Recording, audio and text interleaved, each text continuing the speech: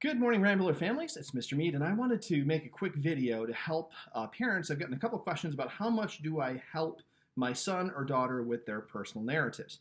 Awesome question. Some moms or dads have felt like, should I be helping them at all? And my answer to that is actually absolutely, because I benefited very much. My mom, when I was growing up, was in fact an English teacher, and a lot of what I learned about writing good essays or good narratives I actually learned during the editing process of working with my mom. But of course, my mom had a background in teaching, and so she was good at not helping me too much. So let me pass along some of the just experience that I've had on how you can help your son or daughter to become a better writer.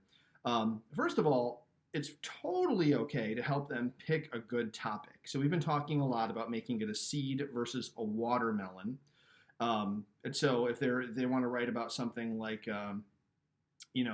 how much fun they had with their cousin in their entire life versus maybe just one time they had fun with their cousin. Making sure that they understand that they want to pick one moment in time as opposed to an entire lifetime's worth of experience. And then also getting those events in order. We talked last week about pre-writing.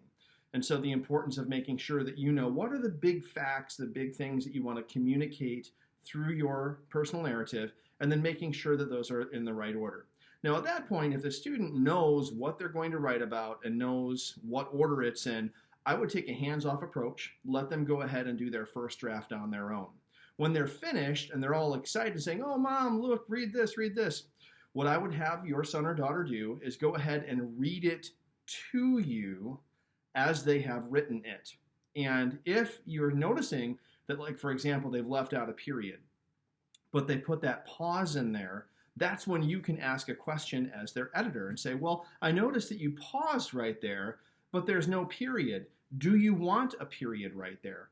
Now, that's a big difference between just saying, hey, you're missing a period, put a period right there. So letting the student read the essay or the narrative to you is an opportunity to go through and then talk about what they're saying.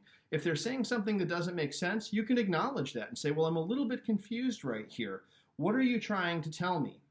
And again, asking questions versus just telling them, hey, this makes absolutely no sense. Why don't you say it like this? So giving students a chance to really think about what they're communicating.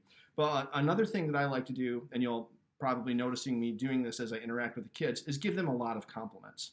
Tell them that they're doing a good job, because honestly, based on some of the writing that I'm seeing, these kids really are good writers. And so always try to find at least one or two things that you really enjoyed about the essay or the narrative and praise them for it.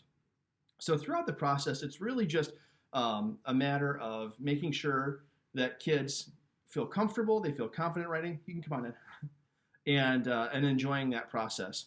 If you got any more questions, you can always pull me into the conversation using FaceTime, and I'll look forward to talking to you this week. Thanks, Ramblers.